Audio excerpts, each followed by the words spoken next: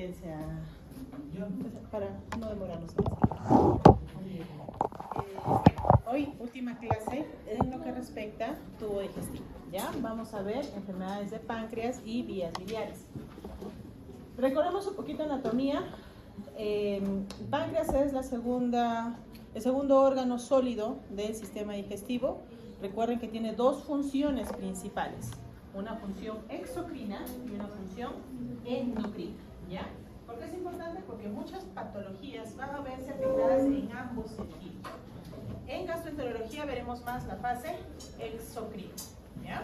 Entonces, es un órgano que tiene forma, algunos lo describen como un renacuajo por tener una cabeza, un cuerpo y una cola que es más delgada que el cuerpo, localizada en la región retro-peritoneal y unida al tubo digestivo por medio de la segunda porción del duodeno a través de la ampolla de páncreas. ¿Ya? Entonces, ¿qué más va a comunicar o qué va a pasar por esta estructura? La vía biliar. ¿Ya? Tenemos una porción de la vía biliar que pasa justo a través del páncreas. Dentro de las patologías más frecuentes en el páncreas está la inflamación del mismo, el cual se conoce como pancreatitis aguda. Esta inflamación puede ser súbita, de etapas leves hasta potencialmente mortales cuando son severas. La etiología más frecuente sigue siendo la causa biliar, los cálculos, pero en segundo lugar está el alcohol. ¿Ya? Entonces, lo festejan mucho en Santiago.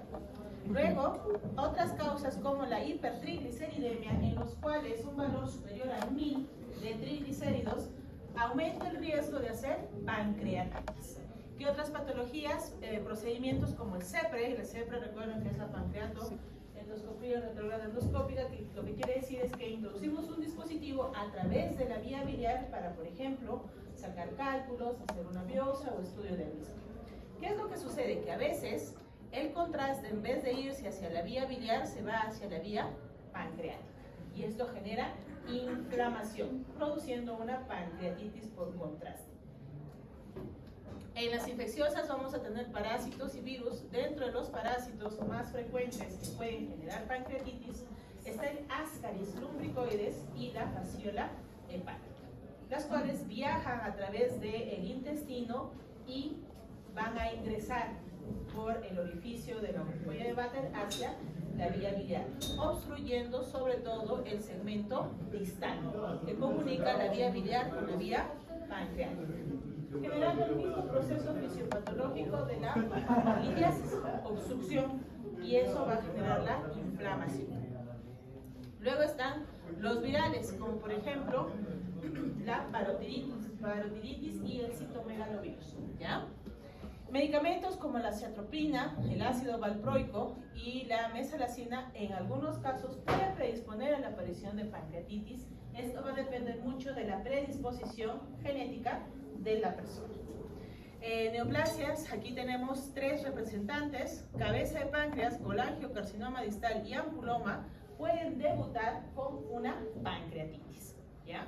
La persona viene por cuadro de pancreatitis aguda, sin embargo la causa del mismo no son cálculos, sino un cáncer en cabeza de páncreas que va a generar una obstrucción justamente ahí, en la unión entre la vía biliar y la vía pancreática. El proceso productivo y activando todo el sistema de activación del tripsinógeno, que es el principal agente para la necrosis e inflamación de la glándula pancreática. Al activarse el tripsinógeno, va a empezar a haber una cascada de respuesta enzimática, activando también la lipasa, que es lo que genera la necrosis grasa, a la cinina calecrina, que va a generar inflamación y edema, activa la fosfolipasa 2, el cual va a producir necrosis por coagulación, la elastasa, destruye los vasos internos del páncreas y va a generar procesos hemorrágicos, y la quimiotripsina, que es el que mayormente se altera, activándose y generando daño edematoso vascular. Todo esto termina generando en el páncreas una inflamación, ¿ya? Que no solamente va a generar dolor, porque la celda pancreática se va a ver congestionada y activando el sistema nervioso del dolor, sino también va a activar respuesta sistémica generalizada, por lo que nuestro cuerpo se encontrará en una gran actividad inflamatoria, que es lo que termina llevando a la persona a la falla orgánica, ¿ya? La pancreatitis se va a clasificar ya sea por el tipo, en edematoso intersticial, que quiere decir se inflama, ¿ya? El parénquima pancreático se va a inflamar, es la causa más frecuente, y la mayoría de veces se produce una pancreatitis leve cuando hay este tipo de engrosamiento, y lo que vamos a encontrar es un páncreas agrandado. Entonces ya no se va a ver esa forma de renacuajo clásico, sino como si fuera una salchicha, todo del mismo tamaño. La otra es la tipo necrotizante o necrosante, en donde ¿qué voy a encontrar? Necrosis, dentro o fuera del páncreas. Este tipo, el necrosante, es el que tiene más riesgo de gravedad y va entre el 5 al 10% de los casos. Por ende, la mayoría de pancreatitis van a corregir rápido porque son leves, pero este pequeño porcentaje tiene riesgo de ser incluso mortal.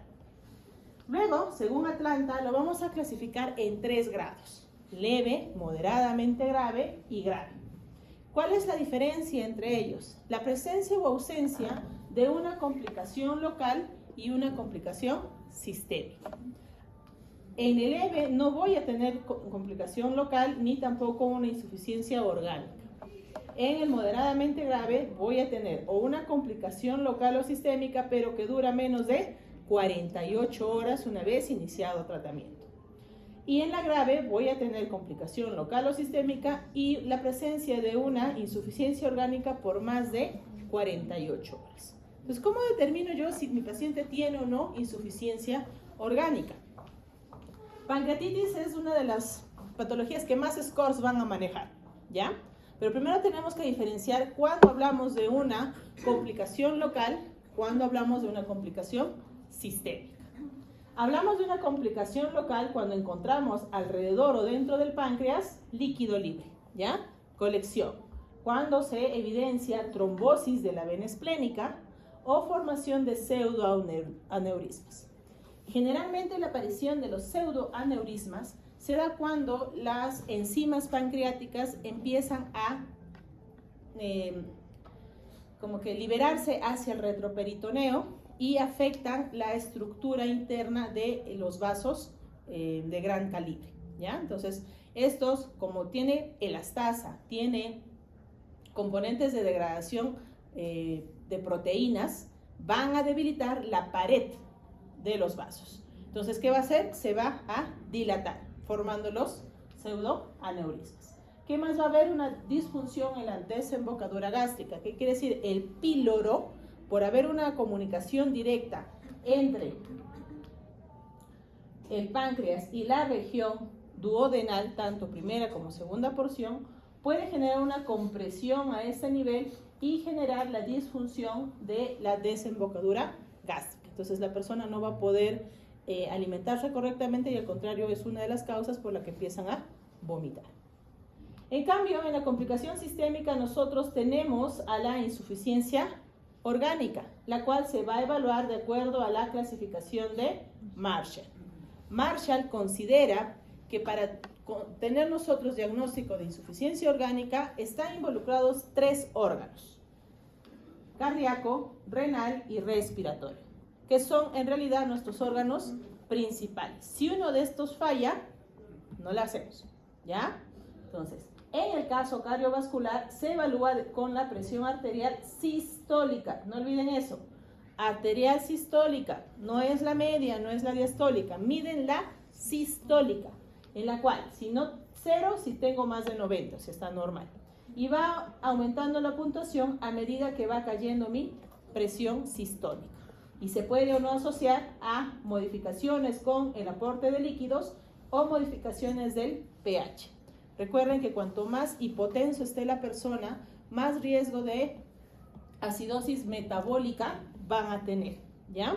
Entonces, por eso es que se relaciona con el pH. En la parte renal está relacionado con la creatinina. El valor de 1.4 gramos por decilitro Si es menor que eso, 0 puntos. Pero si va aumentando mi creatinina, también va aumentando mi puntuación. En la fase respiratoria, evaluamos con el PAFI. ¿Qué es el PAFI? Es la división entre la presión arterial de oxígeno y el FiO2. El FiO2 es un valor calculado de cuánto de oxígeno va ingresando a nuestro cuerpo. Eso lo van a ver mejor en neumología, pero adelantando un poquito, el FiO2 se mide desde 21.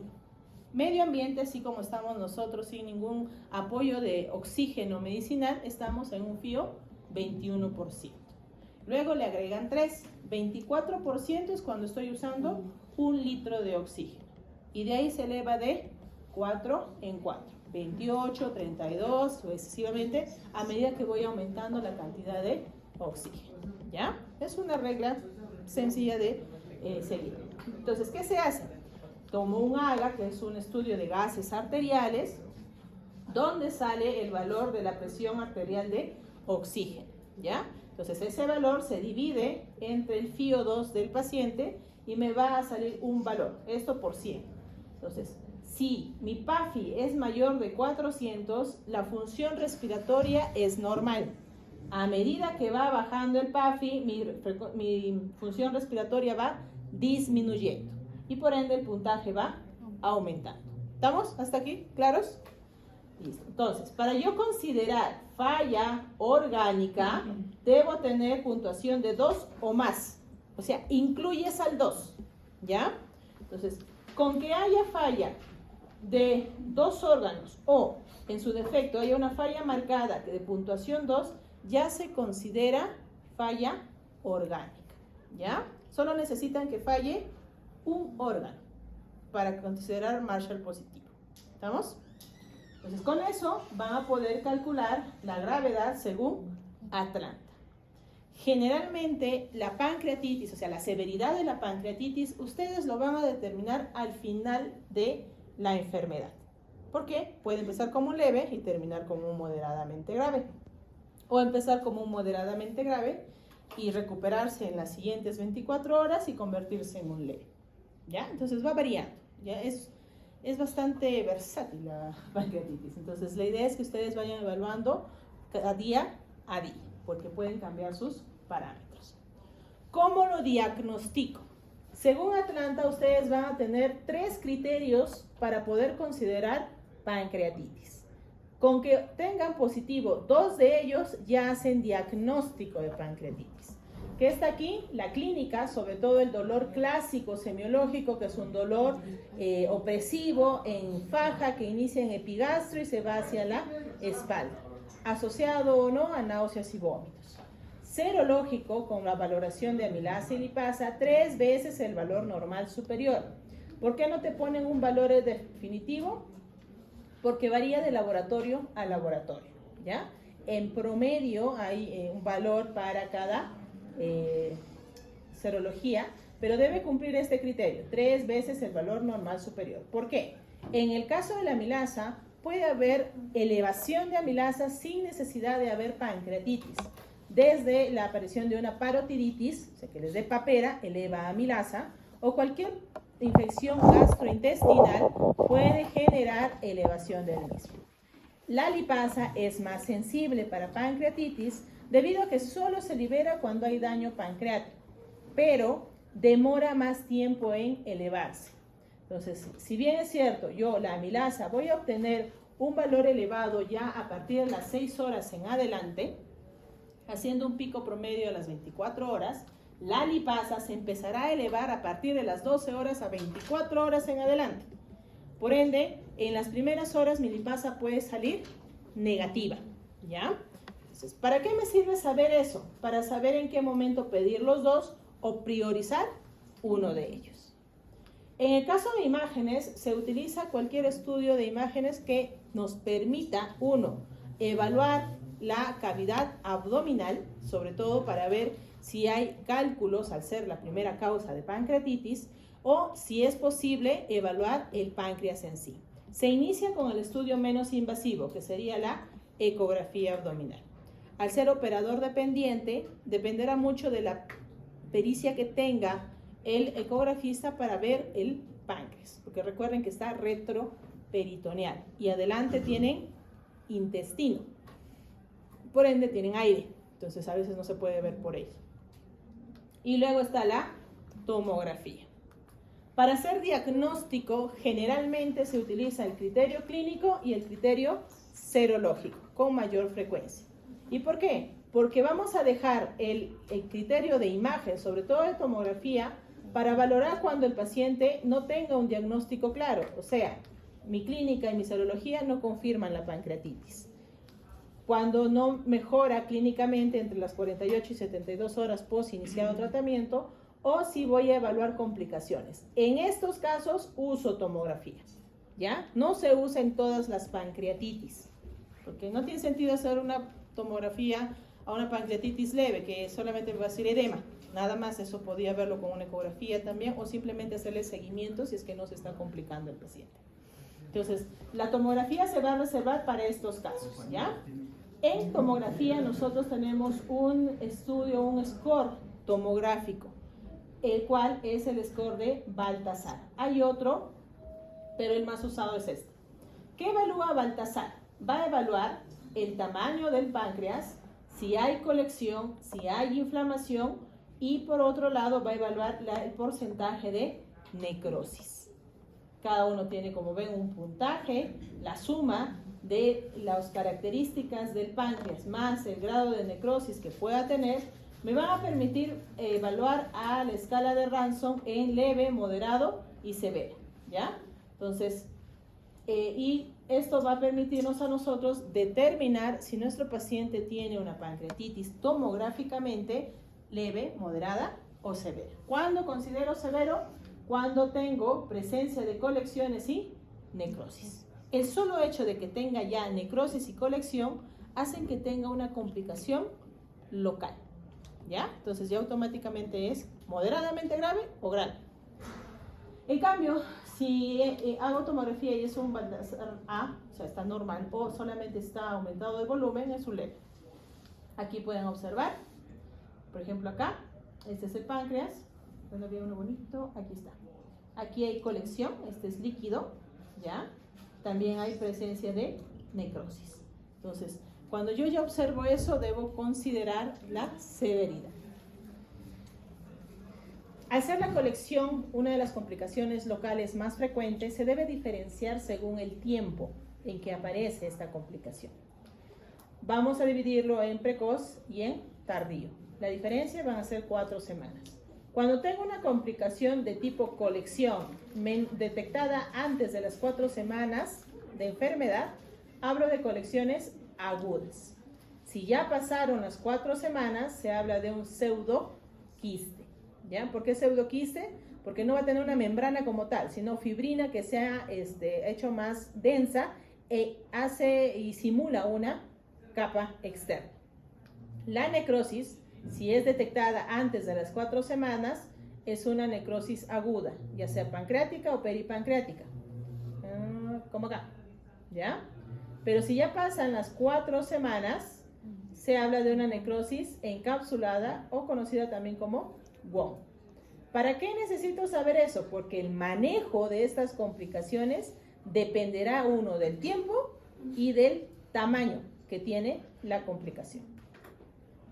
Les decía que pancreatitis tiene un montón de scores, les doy los 3 scores más frecuentes. Entre ellos está BSAP, Apache y Ransom. Diferencia entre ellos. En el caso de BSAP utiliza 5 parámetros que pueden ser fácilmente encontrados incluso en emergencia. Entonces puedes aplicar BSAP desde emergencia. Ransom requiere de 2 etapas, ya que la valoración se hace al momento de ingreso y a las primeras 48 horas. Utilizando parámetros un poquito más específicos, como por ejemplo el DHL y la presión arterial de oxígeno. Por ende, requiere de más exámenes. Y si en mi hospital no tengo AGA y electrolitos, no voy a poder desarrollar Ransom. Lo mismo aplica para Apache, que tiene casi 14 parámetros de evaluación y generalmente lo vamos a utilizar en pacientes severos, ¿ya? Apache usas más en UCI, BSAP más en emergencia, Ransom en hospitalización, ¿ya? Para que puedan tener una idea. Hay un estudio que ha demostrado que BISAP y Ranson tienen la misma tasa de sensibilidad y especificidad. Por ende, utilizarlo de manera indistinta no hay ningún problema, ¿ya? Cada uno tiene un valor índice. Por ejemplo, para yo considerar severo en el BISAP, debo tener un valor de 3 a más, o sea, incluyo al 3.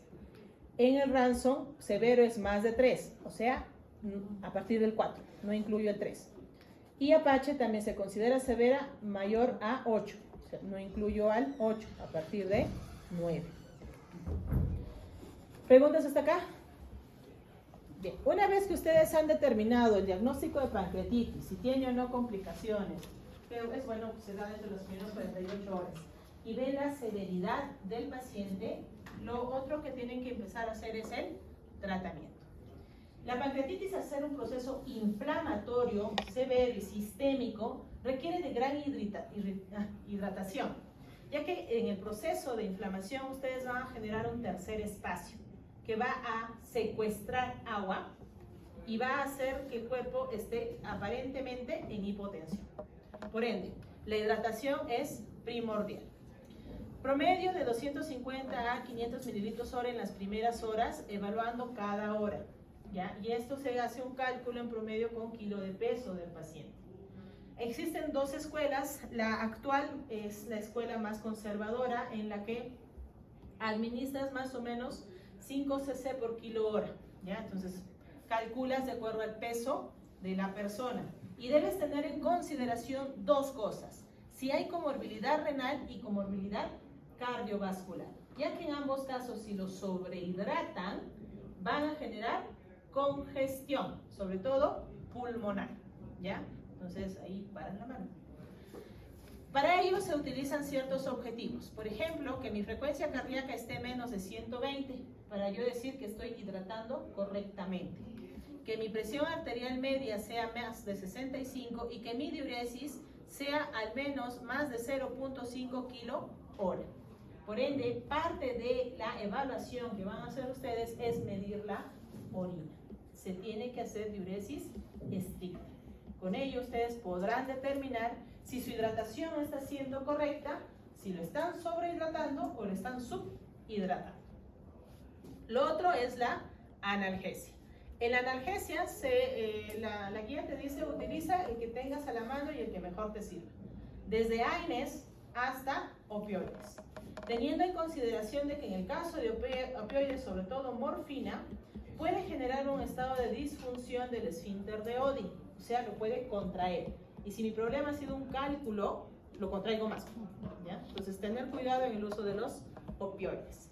¿Qué usamos en el país? En primera línea, generalmente se utiliza metamizol e iosina o escopolamina como parte del tratamiento. Y si se progresa a opioides, se elige primero la petidina antes de la morfina, ¿ya? Cabe recalcar que tanto la petidina como la morfina son medicamentos controlados y solo se recetan en hospital, no salen a clínicas a menos que tengan su autorización por la DGI. Entonces lo encuentran solo en hospitales. Nutrición es el tercer pilar para el tratamiento de la pancreatitis. Y en ella, sobre todo, vamos a tener presente el tiempo, ¿ya? ¿Por qué es importante la nutrición y por qué no retrasar la nutrición demasiado tiempo? Se dice que máximo podemos tenerlo en ayunas 72 horas. ¿Por qué? Cuanto más tiempo ustedes demoren en iniciar la nutrición, más riesgo de translocación bacteriana hacia la celda pancreática y por ende más riesgo de infección del páncreas, ¿ya? Porque recuerden que todas las pancreatitis de inicio son asépticas, o sea, no están infectadas. Cuando se trata de una pancreatitis leve, se inicia por vía oral en cuanto no tenga náuseas y no tenga dolor. La guía te dice dieta blanda sin grasa. Sin embargo, en la práctica clínica se inicia con una dieta líquida a tolerancia y luego se va progresando poco a poco. Eso ha demostrado mejor efectividad que darle de frente comida. En el caso de moderada severa, en el que sé que por el estado general del paciente no voy a poder iniciarle la vía oral muy pronto, debo instaurar la colocación de una sonda nasoyeyunal entre las primeras 72 horas. Y si en caso no es posible usar la alimentación enteral con sonda, se usa la alimentación parenteral. Pero esta es la última opción. Su última alternativa es darle parenteral. Se recomienda la vía fisiológica. Al colocarles ustedes una sonda y alimentarlo con una solución polimérica, que es una leche especial que se les da, aseguran que sus vellosidades intestinales no se atrofien y por ende eviten justamente la separación de los enterocitos y la translocación bacteriana. ¿Ya? Ahora, ¿cuándo dar antibióticos en una pancreatitis? Por si acaso, no. ¿Ya? Se le da solo si tiene confirmación de infección. Si no, no se da. Doctora, el paciente está con 21.000 de leucocitos. Perfecto, está con una respuesta inflamatoria sistémica. Puede elevar leucocitos, pero no va a haber desviación a la izquierda. ¿Ya? Entonces, la característica de la pancreatitis es que puede elevar sus leucocitos, pero sus abastonados se van a mantener bajos. Cuando vean que sus abastonados suban, busquen una infección. Empiecen con cultivos, hemocultivo, urocultivo, cultivo de esputo si es que hay sospecha de la vía respiratoria. Si se confirma o se sospecha de la vía pancreática, la tomografía nos puede ayudar viendo sobre todo burbujas de aire en la celda pancreática. Si bien es cierto, es una prueba indirecta, evita la utilización de una punción con aguja fina hacia la celda pancreática y si no está infectado, infectarlo, ¿no? Entonces, es una manera indirecta de valorar. Si ustedes confirmaron una infección, dan tratamiento de acuerdo al tipo de infección. Si le dio una neumonía, trato la neumonía. Si le dio una ITU, trato la ITU. Si el problema es necrosis infectada en la celda pancreática, le doy tratamiento.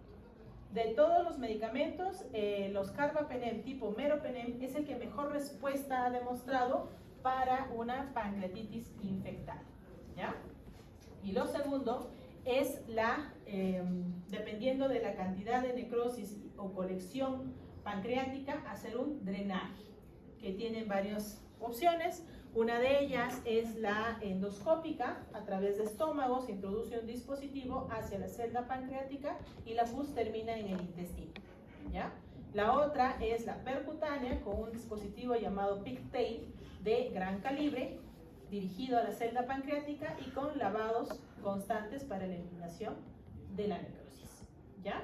Entonces, eso si es que hay infección. Si no, la mayoría con estos tres corrige en promedio 7 días. ¿Ya? ¿Preguntas hasta acá? Ya. El otro es la pancreatitis crónica. ¿Qué diferencia? ¿Tiene varias pancreatitis a la repetición? No. La pancreatitis crónica es una inflamación de periodo largo, pero que va a generar fibrosis. ¿Ya? Es la cirrosis del páncreas. Entonces, esta fibrosis va a hacer que los conductos pancreáticos se estenosen y empiece a haber una alteración en la función tanto exocrina como endocrina. Además de que puede formar cálculos dentro del conducto pancreático. La primera causa es el alcohol. ¿Ya? Más razones.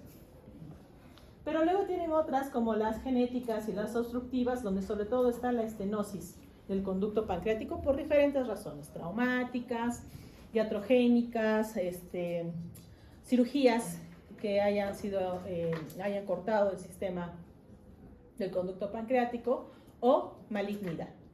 Están las autoinmunes y las idiopáticas que van a contribuir a la aparición de una pancreatitis crónica. La característica principal de esta enfermedad, aparte del tiempo que va a ser prolongado, es la presencia de un dolor y la insuficiencia pancreática. El dolor abdominal es característico, es postprandial, o sea, entre media hora a 1 hora post comida. Generalmente inicia en epigastrio y alivia cuando la persona se sienta o se inclina hacia adelante. O sea, toma una posición antálgica. ¿Qué cosa hace? Se agacha, ¿ya? Y la otra es la insuficiencia pancreática. que puede estar caracterizada por flatulencias, distensión abdominal y algo muy característico que va a ser la esteatorrea, ¿ya? Desnutrición, pérdida de peso y fatiga. ¿Qué es la esteatorrea? Heces con grasa. Heces con grasa. Por ende, la persona te va a decir que hace diarrea y que la deposición flota, puede o no ver gotas de grasa alrededor de las heces, o que cuando hace pasar el baño queda una placa de grasa alrededor del mismo. Tiene mal olor, tienden a ser malolientes y van acompañados con dolor abdominal tipo cólico, ¿ya? Entonces, si tiene esa característica, hay que sospechar de que hay insuficiencia pancreática. ¿Qué complicaciones? La más frecuente al haber esta insuficiencia pancreática va a ser la mala absorción, pero también recuerden que afecta la vía endógena, por ende, ¿qué va a verse afectada? La insulina, y el paciente va a desarrollar una diabetes mellitus de tipo pancreatogénica. Se comporta de manera muy parecida a una diabetes tipo 1, que va a ser dependiente de insulina, pero el problema no es que la persona no fabrique insulina, sino que fabricaba, solo que ya no hay páncreas para que fabrique. Las otras complicaciones van a ser la presencia de pseudoquistes, la obstrucción tanto del conducto biliar o del duodeno, que haya una desconexión del conducto pancreático y esto pueda generar derrame o ascitis por irritación, trombosis de la vena esplénica, que puede terminar generando varices, sobre todo gástricas, pseudoneurismas de las arterias que están cerca al páncreas y adenocarcinoma de páncreas, ¿ya? En los casos más severos. ¿Cómo hago el diagnóstico? Por imágenes y laboratorio. En el caso de imágenes, la tomografía me va a dar el estudio más clásico, sobre todo identificando calcificaciones, que es lo más característico de la pancreatitis crónica. No olviden eso, por favor, ¿ya? Puedo encontrar pseudoquistes o alteraciones de los conductos y debemos tener presente que si la enfermedad está de un periodo corto de tiempo, e incluso puede ser negativa la tomografía. En la resonancia voy a buscar masas y este es más adecuado para visualizar los cambios de los conductos, ¿ya? Entonces, al igual como una colangioresonancia, pero lo vamos a hacer en el páncreas. Entonces, vamos a ver los conductos pancreáticos, buscando las estenosis, las obstrucciones, la presencia de cálculos. Más o menos se ve así. Este es el páncreas y todo lo que está de blanco son los cálculos. Y se puede observar la dilatación marcada que tiene el conducto pancreático, ¿ya? Y acá hay un pseudoquiste en la cabeza del páncreas. Aquí está el cuerpito y aquí está la minicola, ¿ya? Mientras que en las pruebas de función pancreática vamos a tener pruebas directas e indirectas. Dentro de las pruebas directas evalúo de manera directa, valga la redundancia, la función exocrina con la liberación de bicarbonato y enzimas. ¿Esto cómo lo hago? Estimulo la liberación del mismo por medio de colecistocinina para evaluar las enzimas digestivas o de secretina para evaluar el bicarbonato. Esto se hace con endoscopía, ya que una vez que se administra el medicamento, debo tener el endoscopio a nivel del duodeno y aspirar todo el contenido que sale de la ámpula. Y eso mandarlo a analizar para ver la cantidad de concentración de enzimas digestivas y de bicarbonato. Es tedioso, es caro, por ende tenemos a los indirectos, que va a evaluar sobre todo la ausencia de las enzimas pancreáticas. Aquí tenemos como principal a la prueba de tripsinógeno. Si mi prueba de tripsinógeno sale menos de 20 nanogramos por mililitro, confirmo el diagnóstico. Lo otro es la prueba de grasa fecal en 72 horas para ver si hay o no alteración del mismo. Y por último, en las heces se puede evaluar las concentraciones de quimotripsina y de elastasa, las cuales deben estar disminuidas porque no se están produciendo, ¿ya? Entonces, tripsinógeno es el principal para poder hacer el diagnóstico. Las demás pruebas también tienen buena sensibilidad y especificidad, pero a veces no están muy disponibles. El tratamiento, al haber ya fibrosis, ya no puedo revertir esta fibrosis. Entonces lo que hago es controlar el dolor, dándole una dieta baja en grasas para que no sobreestimules al páncreas. Pueden administrarse opioides e incluso antidepresivos tricíclicos. La endoscopía nos va a servir para desobstruir el conducto pancreático por medio de CEPRE, litotripsia para destruir los cálculos, o un bloqueo celíaco si es que ya no puedo hacer nada de lo anterior. ¿Qué se hace en el bloqueo celíaco? Se administra de manera directa un fármaco en el plexo solar para que bloquee toda la respuesta nerviosa. Y por último se tiene la opción de la pancreatectomía. Lo malo es que si no dejas mucho páncreas, ahí sí quitas completamente toda la función pancreática de la persona. Al no funcionar el páncreas, ¿qué debo hacer? Dar suplementos de enzimas pancreáticas. Las enzimas pancreáticas vienen en concentraciones de 25.000 a 50.000 unidades internacionales de lipasa, y esto debe ir asociado a IBPs. Al haber un proceso de desnutrición y mala absorción, también va a haber déficit de vitaminas liposolubles. ¿Por qué? Porque no estoy procesando la grasa. Si no proceso la grasa, no hay forma de que mis vitaminas se adhieran a estas partículas de grasa ya procesadas y sean absorbidas por el intestino. Entonces se pasan de frente. ¿Quiénes son? A, D, K, y también debemos incluir a la vitamina E. En el caso de enzimas pancreáticas tenemos de manera comercial al Creon, que tiene 50 unidades internacionales de lipasa, y lo otro que deben tener presente es que el IBP previo se da justamente para asegurar que la enzima pancreática se estabilice y no se desnaturalice con el ácido, ¿ya? Porque recuerden, ¿dónde se liberan las enzimas pancreáticas?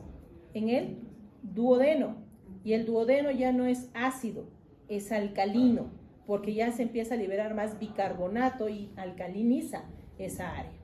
Entonces, si yo mando mis enzimas pancreáticas de frente a un medio ácido, se van a desnaturalizar y no van a hacer absolutamente nada. Por eso es que le doy IBP previo, para aumentar mi pH, hacerlo más alcalino y permitir la absorción de estas enzimas, ¿ya? Y en caso de que se dé la diabetes, se le da insulina. No se le da hipoglicemiantes, porque el hipoglicemiante lo que hace es mejorar la actividad de la insulina, pero no tienen insulina, entonces tienen que darle insulina, ¿ya? El cáncer de páncreas, ¿preguntas hasta de aquí, antes de pasar? ¿Nada? El cáncer de páncreas es la quinta causa de muerte de cáncer. ¿Cuál es lo malo con esta patología? De que aparte de que se detecta en edades avanzadas entre 60 y 80 años, es una de las cánceres de peor pronóstico en el tubo digestivo. Su detección, si bien es cierto, puede ser temprana muy raramente, la mayoría es ya en etapas avanzadas, con una resecabilidad, o sea, operable solo hasta el 20%. 2 de 10 se pueden operar. La sobrevida después de esta operación es solo del 25% a los 5 años. Y si no se opera, solo de 11 meses en promedio. Y si ya hay metástasis, 6 meses como máximo de sobrevida una vez hecho el diagnóstico, ¿ya? Por eso es de mal pronóstico. La mayoría no tiene un componente genético, alrededor del 10%, pero muchos van a tener un componente familiar. O sea, ya sea que el padre o el abuelo hayan tenido cáncer de páncreas o que haya mutaciones en el BRCA2, que se presenta más o menos hasta un 17% de los casos. Como en toda patología gastrointestinal, va a tener relación con síndromes hereditarios, sobre todo Peutz-Jeghers, colon hereditario no polipósico, el cáncer familiar mama-ovario y la poliposis adenomatosa familiar. Los factores de riesgo, otra vez, alcohol, cigarro, ¿ya? Pero también las pancreatitis. La dieta alterada, rica en proteínas, carbohidratos, baja el consumo de frutas, lo mismo que en cáncer de colon. Anemia perniciosa, diabetes también pueden predisponer, pero no tienen un factor de riesgo alto. Una vez que se da el cáncer, generalmente se va a dar a nivel de los conductos, puede en otro nivel darse en los acinos, en los islotes, Lo característico del cáncer de páncreas es que no solamente va a comprometer órganos cercanos como el duodeno y el conducto biliar y estómago, sino también vasos mayores como la porta, la aorta, que están justo en la zona retroperitoneal. Y esto en relación sobre todo con cabeza de páncreas. La localización más frecuente va a ser cabeza de páncreas, seguido del cuerpo del páncreas y por último la cola. Y el tipo histológico más frecuente va a ser el adenocarcinoma de los conductos pancreáticos. Los síntomas cuando están en etapa temprana generalmente solo hay un disconfort, puede haber baja de peso o un dolor vago en el abdomen que a veces no se le da importancia. En la etapa avanzada, dependiendo de qué tanto ha invadido, nos va a dar la sintomatología. Si compromete ya la región peripancreática, puede haber dolor por la compresión. Si ya invadió las vías biliares, va a haber ictericia. Si ya invadió el duodeno, hace un síndrome pilórico o pseudo síndrome pilórico y aparecen los vómitos postprandiales. Y si compromete o sea, va a ser una compresión extrínseca hacia la vesícula, haciendo que se palpe la vesícula. Y este se llama el síndrome de, ¿se acuerdan? Semiología. Cruz. ¿Se acuerdan? Tarea para ustedes. Se pasen, eso es semiología. ¿Qué más puede debutar? Pueden debutar con pancreatitis, colangitis, pueden incluso estos pacientes desarrollar trastornos neuropsiquiátricos. Entonces, el único síntoma es cambio de conducta. Todos piensan que ya está senil, pero no, tiene cáncer de páncreas. ¿Ya? Entonces, no lo descarten, por favor, si empieza a haber trastornos tempranos de comportamiento. Y diabetes de reciente aparición. Esto se aplica sobre todo en cuerpo y cabeza. ¿Por qué? Porque en el caso de cáncer de cola, la mayoría son asintomáticos y solamente dan síntomas cuando la tumoración se extiende y hace un proceso de masa. Se utiliza aquí sí un marcador que es el CA199 que nos sirve para poder sospechar la posibilidad de un cáncer de páncreas. La ecografía como una evaluación inicial, pero el que nos va a confirmar el diagnóstico va a ser la tomografía. Y para poder determinar el tipo de cáncer se hace una biopsia percutánea. ¿Ya? Eso. Como todos los cánceres, van a tener cánceres localizados que sean resecables, localizado que no sea resecable o que sea metastásico. Si es resecable, puede ser un tratamiento potencialmente curativo si está localizado y no ha comprometido órganos adyacentes. La cirugía más frecuente es la duodeno pancreatectomía, en la cual se le conoce como la cirugía de Whipple, ¿ya? En la que yo voy a retirar páncreas, duodeno, vía biliar, incluyendo la vesícula. Y luego voy a hacer un Frankenstein acá, uniendo lo que queda del páncreas al duodeno, uniéndolo con el estómago, porque ya me volé la primera porción del duodeno, y luego haciendo una anastomosis entre la vía biliar y el intestino. Todo esto para que cuando la comida llegue aquí, se libere la bilis, llegue aquí, se libere lo del páncreas, llegue aquí. Entonces se hace un pseudo duodeno, ¿ya? Para poder simular una digestión normal. ¿Cuánto dura? De 6 a 8 horas, no más. Si ya es paliativo, o sea, ya la enfermedad ha avanzado y no es operable, se tratan los síntomas. Al ser cabeza de páncreas el más frecuente, uno de los síntomas principales va a ser la ictericia. Entonces, ¿qué se hace? Una derivación biliodigestiva, se puede usar stents biliares internos por medio de CEPRE o externos a través de radiología intervencionista para asegurar que no aumente la bilirrubina. Si hay obstrucción duodenal, se hace una derivación gastroentérica, se conecta el intestino en el cuerpo del estómago para hacer un bypass del duodeno. O sea, más o menos, si mi problema está acá, yo corto acá y este extremo lo subo acá arriba. ¿Ya? Entonces esto se queda tal cual, cerradito, pero esto se va arriba. Entonces ya no genera obstrucción. Y para el dolor se puede hacer quimioablación del plexo celíaco con alcohol absoluto y esto controla el dolor. También eso se puede aplicar para pancreatitis crónica. ¿Preguntas hasta aquí? Ya 2 temas más y acabamos. En el caso de coledocolitiasis ya es la vía biliar como tal, ¿ya? En la vía biliar ustedes van a tener 2 estructuras importantes. La de conductos, que es el conducto biliar derecho, izquierdo, el común o colédoco, y van a tener un sistema de reservorio, que es la vesícula.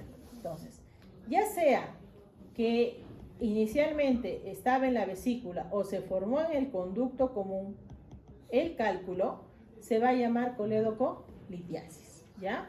Pueden ser primarios si se forman directamente en el conducto o secundarios si migran de la vesícula hacia el conducto. Existen varios tipos, los más frecuentes son estos, los de colesterol, ¿ya? Pero también ustedes pueden tener cálculos pigmentarios marrones, sobre todo en personas con infecciones a repetición a nivel de la vía biliar. O cálculos de pigmento negro, que pueden encontrarlo en pacientes con cirrosis alcohólica, problemas hemolíticos o eritropoyesis inefectiva, que también pueden hacer este tipo de pigmentos. De los 3, el que responde mejor el ácido uso desoxicólico es el de colesterol, ¿ya? En coledocolitiasis ustedes van a tener factores de riesgo, modificables y no modificables, los cuales son importantes identificar para ver qué tan frecuente puede aparecer el cálculo. En el caso de los no modificables, ustedes van a tener sobre todo el género femenino, mujeres, ahí fuimos. Descendencia asiática, antecedentes familiares de cálculos. Si mi mamá, mi abuela tuvieron cálculos, 90% de que yo voy a tener cálculos, ¿ya? Síndromes metabólicos. Recuerden que el síndrome metabólico no solamente quiere decir diabetes mellitus, incluye varias patologías en las que ya se está incorporando el hígado graso y las dislipidemias. Resección ileal, sobre todo aquí van a tener cálculos de tipo pigmentos negros. Genética en la que hay una alteración en el transporte lipídico o un polimorfismo del transportador de colesterol. Estos son los que no podemos hacer nada, están aquí y ni modo. Pero los modificables sí podemos corregirlos. ¿Quiénes están? La obesidad, una dieta rica en calorías pero baja en fibra, un ayuno prolongado, dice ya para el verano tengo que entrar al bikini, 1 semana sin comer. Entonces, la idea es que no se haga ese tipo de ayunos porque corre riesgo de hacer cálculos. O cuando tienen dietas muy estrictas, que aparentemente sí ayudan a bajar de peso, pero afectan de manera indirecta al hígado y a la vía biliar.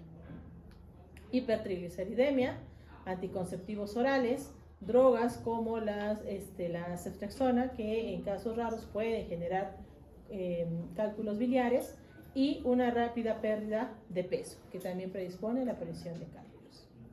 Entonces, teniendo presentes estos factores de riesgo, yo debo valorar si mi paciente tiene o no, y con ello empezar a trabajar la erradicación de los cálculos o prevenir que pueda hacer cálculos en el conducto biliar.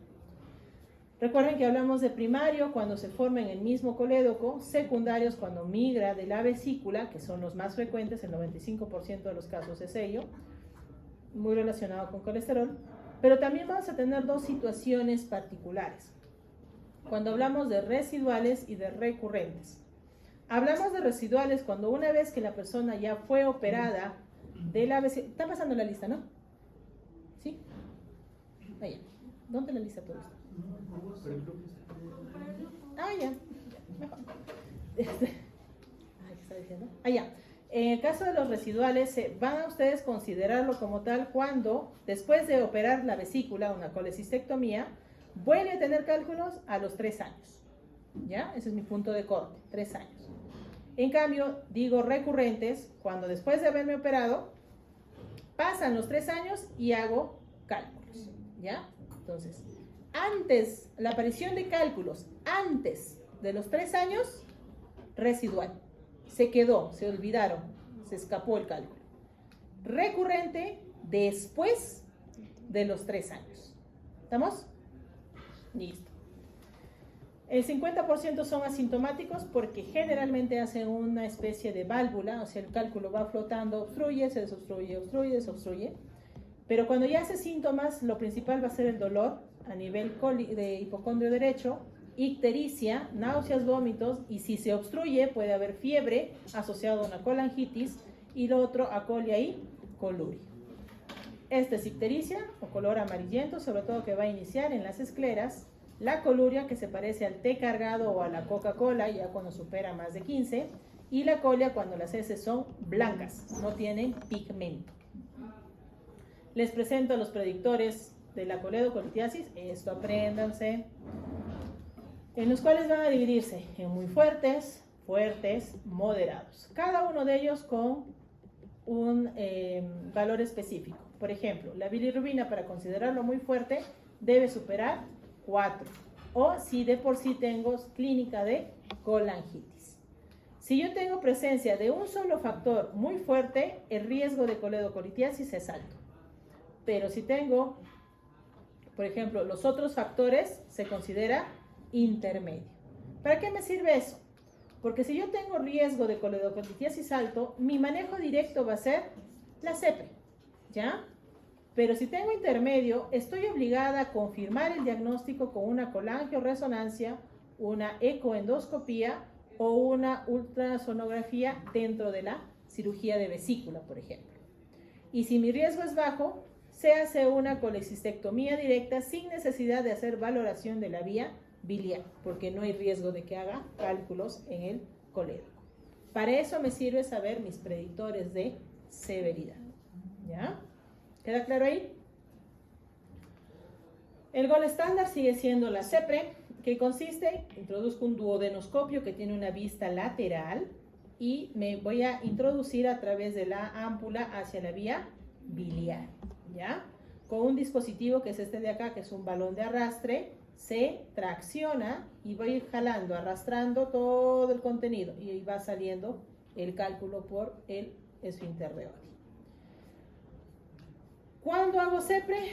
Cuando tengo predictores de coledocolitiasis altos. Pero si no tengo estos predictores, la colecistectomía es automática. O sea, tengo cálculos, saco la vesícula sin problema. ¿Cuándo no voy a hacer colecistectomía? Cuando tengo coledocolitiasis primaria. ¿Qué quiere decir? Hago mi ecografía, en mi vesícula no hay ni un cálculo, está limpio, ni arenilla tiene, pero tengo un cálculo en el colédoco. Esa es una coledocolitiasis primaria. Nació en el colédoco. De nada va a servir que le quites la vesícula. ¿Y cuándo sí voy a hacer colecistectomía? Cuando tengo una coledocolitiasis secundaria. Y se recomienda hacer el proceso en la misma hospitalización de la CEPRE. Entonces hago CEPRE, 2 días, lo opero, saco vesícula. ¿Ya? Ahí nomás, en ese mismo acto.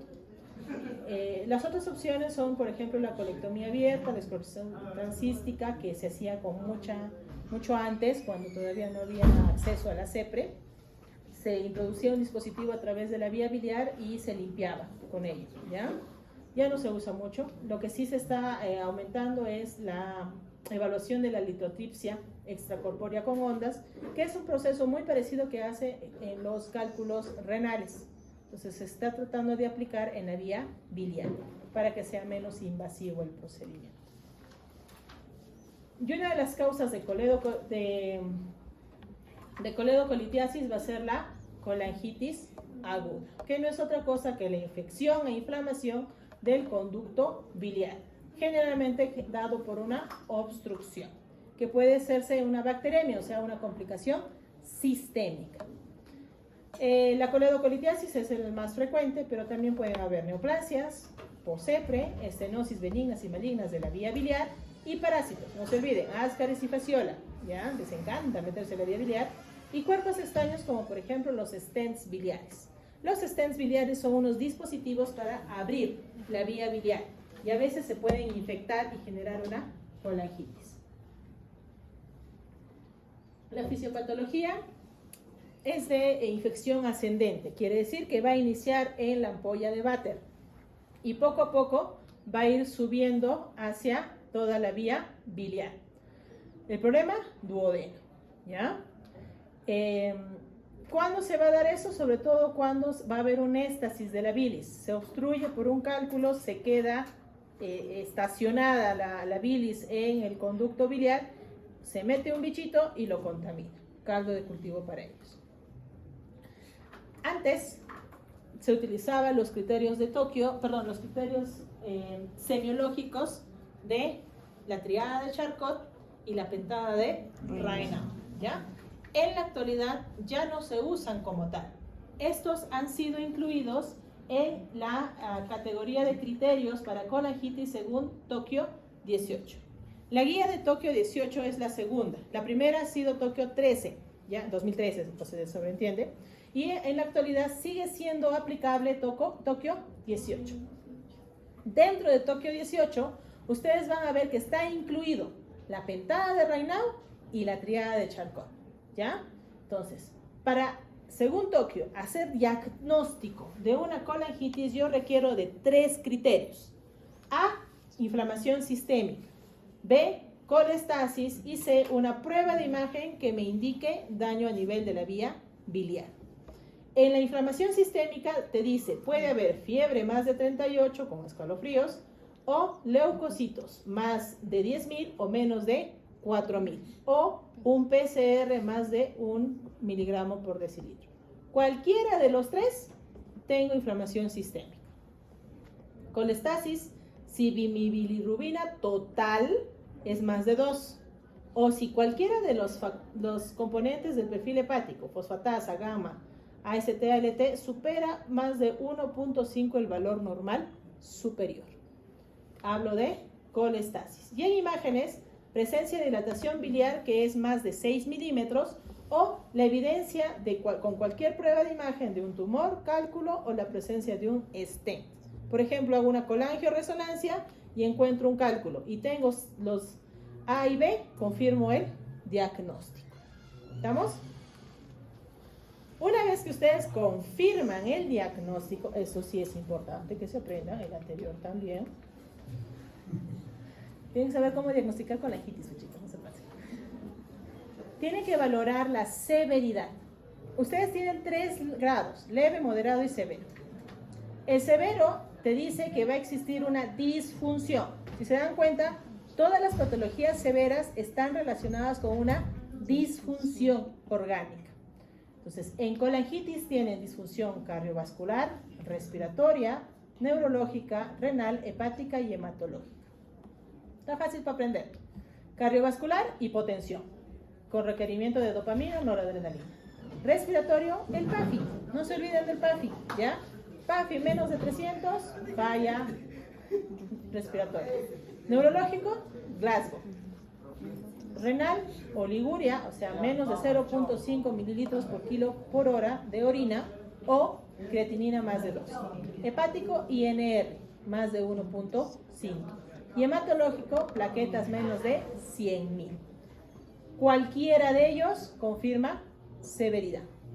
Moderado te dice yo debo tener al menos 2 de estos criterios. Leucocitos más de 12.000 o leucopenia. Fiebre más de 39, que tenga más de 75 años, que sus bilirrubinas sean más de 5 o que su albúmina sea menos del 70% del límite inferior. Tengo 2 de ellos, moderado. Y si no tengo ninguno de los antes descritos, leve, puntual. ¿Ya? ¿Para qué me sirve eso, doctora? ¿Ya para qué me prendo ustedes debemos ir? Tiene colangitis y punto. No, depende de ello el tipo, el momento de hacer el drenaje y el tipo de antibiótico que le van a dar. En el grado leve, le das antibióticos y una vez que suspendes los antibióticos, drenas. ¿Ya? Entonces pueden pasar tranquilamente tus 72 horas para hacer el drenaje. En el moderado, en cambio, doy antibióticos y hago drenaje temprano. ¿Ya? Acá. Antibióticos, soporte general y drenaje temprano. Early. En cambio, en el grado 3, recuerden, una disfunción orgánica. Por ende, lo que me va a interesar hacer es darle soporte, darle los antibióticos y el drenaje debe ser urgente. ¿Qué diferencia entre urgente y... Disculpa, no sé quién es. Entre drenaje urgente y drenaje temprano. El drenaje urgente es dentro de las primeras 12 horas. El drenaje temprano hasta mis 24 horas. Si se dan cuenta, tengo que actuar rápido en estos dos. ¿Qué voy a hacer con el drenaje? Puedo tener 3 opciones de drenaje. Endoscópico, por vía CEPRE.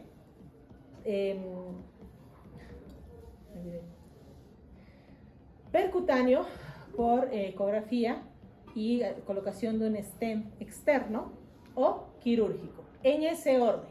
O sea, si no tengo la vía endoscópica, que es mi primera opción, paso a la percutánea. Si no tengo opción percutánea, paso a la quirúrgica. ¿Por qué? Porque se ha demostrado de que la quirúrgica tiene mayor riesgo de complicación, sobre todo en grado 2 y 3. ¿Y qué es lo que voy a hacer? Lo único que se hace de inicio en el grado 3, sobre todo, es drenar. Entro, pongo un stent y salgo. No corrijo la causa hasta que el paciente se estabilice.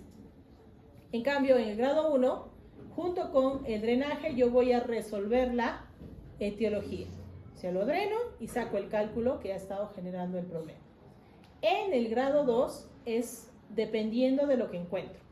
Si al momento de hacer el drenaje me permite retirar la causa, perfecto. Pero si no, solamente se pone igual un stent y se sale. ¿Ya? Aquí le dejo la lista de antibióticos. En resumen, si es grado 1 y es de comunidad, pueden usar tranquilamente cefalosporinas asociadas a metronidazol. A medida que va aumentando la severidad, usas menos cefalosporinas y empiezas a usar más los carbapenems, ¿ya?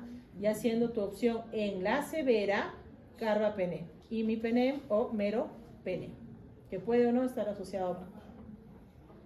Y cuando es intrahospitalario, o sea, se infectó dentro del hospitalario, se comporta como un grave, ¿ya? Entonces el tratamiento antibiótico es como si fuera una colangitis severa.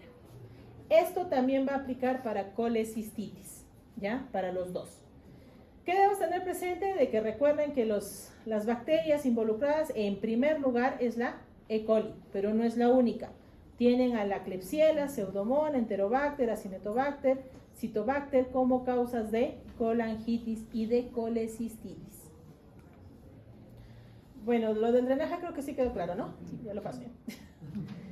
Colecistitis. Aquí el problema ya no va a ser la vía biliar, sino la vesícula.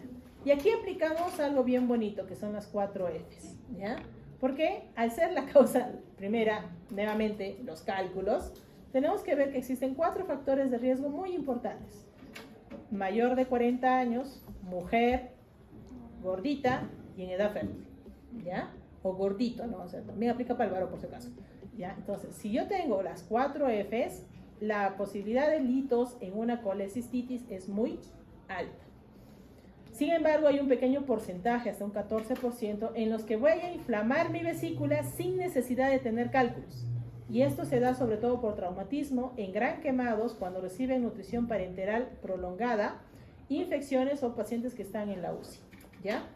De ahí que la nutrición parenteral prolongada se trata de evitar y se busca la vía fisiológica de preferencia. ¿Se recuerdan de la pentada de Charcot triada de Charcot y pentada de Raynaud? Bien, también aplica para colecistitis. Por eso es que había tantos falsos positivos y falsos negativos en cuanto a infección de vía biliar, porque también puede presentar sintomatología muy parecida, sobre todo dolor, ictericia y fiebre, solo que en colecistitis palpabas si tenías un signo clínico de Murphy positivo, pero también si presionabas más abajito, también le dolía por la colangitis, entonces quedaba ahí la duda. Entonces, al tener como característica el dolor en hipocondrio, la presencia de fiebre y a veces la ictericia, es que Tokio 18 vuelve a hacer sus criterios diagnósticos. Varían un poquito. Igual van a tener signos de inflamación, signos sistémicos de inflamación y signos locales de inflamación, ¿ya? Y hallazgos de imagen compatible con colecistitis. ¿Cuáles son mis signos locales? signo de Murphy positivo, presencia de masa, dolor o sensibilidad en cuadrante superior derecho, como signo de inflamación local. Semiología. ¿Cuál es el signo de Murphy? ¿Cómo hago el signo de Murphy? Aplasto. Tengo dos puntos de referencia, ¿cierto? ¿Cuál es arriba? ¿Cómo se llama? Línea media clavicular. ¿Y hago el cruce con quién? Con mi reborde costal. Entonces, donde se da esta intersección de la línea media clavicular y el reborde costal es el punto de referencia. Pido que haga mi paciente, inspire profundo, ¿no? Inspire profundo y luego presiono con los dedos, no con la palma, sino con los dedos hacia la parte interna del reborde costal. Si al momento de hacer esta prueba el paciente literalmente nos quiere pegar, Murphy positivo, ¿ya? Porque el paciente va a saltar al estar inflamada esa estructura. También hay un signo ecográfico, que es el signo ecográfico de Murphy, pero ahorita lo vamos a ver. Entonces, si yo tengo este signo de Murphy positivo, tengo un signo local. Luego están los signos sistémicos, que si se dan cuenta son los mismos que en una colangitis, ¿ya? Fiebre, PCR elevado, leucocitos alterados.